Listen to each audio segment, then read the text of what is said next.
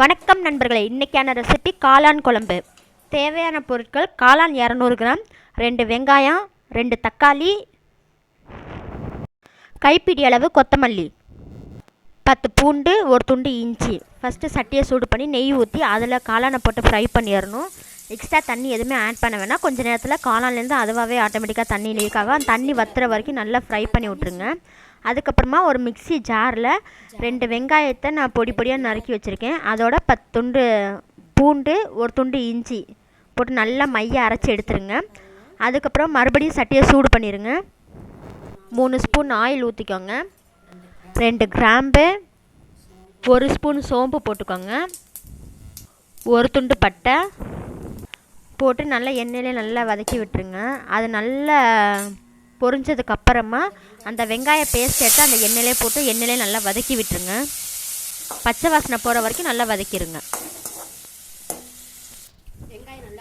இப்போ 2 பச்சை மிளகாயை நல்லா கீறிட்டு போட்டுக்கோங்க. அதையும் அதோட போட்டு வதக்கிடுங்க. 2 தக்காளி நான் சின்னதாக வெட்டி போட்டிருக்கேன். அதையும் அதிலே போட்டு நல்லா வதக்கிடுங்க. தேவையான அளவுக்கு உப்பு சேர்த்துக்கோங்க. இது எல்லாத்தையுமே நல்லா எண்ணெயில் போட்டு நல்லா வதக்கிடுங்க. அதுக்கப்புறமா 1 ஸ்பூன் மஞ்சத்தூள், 1 ஸ்பூன் மிளகாத்தூள், 1 ஸ்பூன் மல்லித்தூள், 1 ஸ்பூன் கரம் மசாலா தூள்.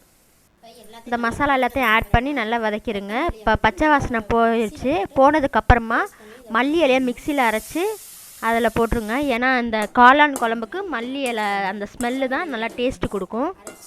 அது நல்லா வதக்கி விட்டுருங்க, கலக்கணும்.